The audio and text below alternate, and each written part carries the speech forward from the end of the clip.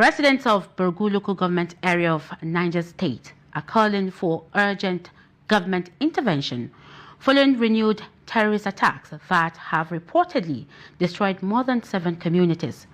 The attacks have displaced hundreds of residents, disrupted farming activities, and forced the closure of schools in several affected areas. Trust TV's Sadiq Abubakar reports. Communities across Borgu local government area are grappling with the aftermath of repeated terrorist attacks that have left homes destroyed and residents displaced. Community leaders said more than 7 villages and settlements have been razed, forcing families to flee in search of safety. The persistent attacks have also crippled farming, the major source of livelihood for residents, raising concern over food security and economic survival. Addressing journalists during a press conference in New Busa, the youth president of Borgu Kingdom, Abdullahi Yahya Sadauki, described the situation as a humanitarian emergency requiring urgent federal government intervention. While we appreciate the effort of the government, security information, and relevant stakeholders in fighting the menace of insecurity ravaging Borgu communities, we wish to express the true picture of happenings in our communities. The damages caused by this insecurity has been enormous. Lives have been lost. Many families have been displaced. Over 7 villages and towns totally burned down, examples of which are Konkoso, Kaswandaji, Pisa, Gangale, Woro, Tungamakeri, Old Gangale, Boya, Bakimba, and some part of Wawa, and a host of others. Numerous livestock have been restored. Farmland has been abandoned, thereby destructing agricultural activities in Borgu Kingdom. Businesses have suffered and our local economy has severely been disrupted.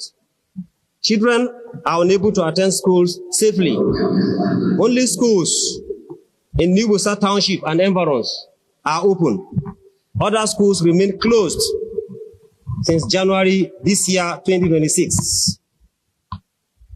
Health care services are totally halted. Many residents now live in constant fear of attack and violence. Sadauki also expressed concern over the destruction of the only bridge linking New Busa to several neighboring communities, saying the damaged infrastructure has further isolated residents and hampered the movement of people, goods, and security personnel. Victims of the attacks say years of hard work have been wiped out, leaving many families without homes, farmlands, or means of livelihood.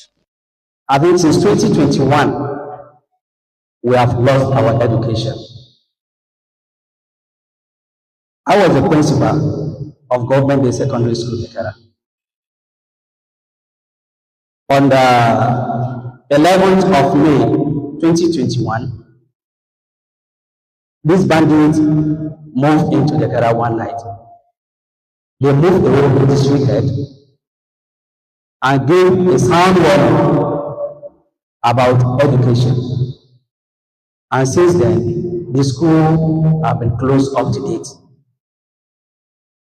This year again, they have come down and closed almost the 5 primary schools we have in the Terr district.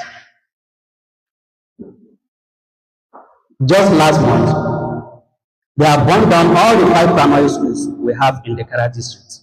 We are very close to the Kanji Lake National Park, and this is where it's known as the hideout of these bandits of terrorists, or whatever name we call them.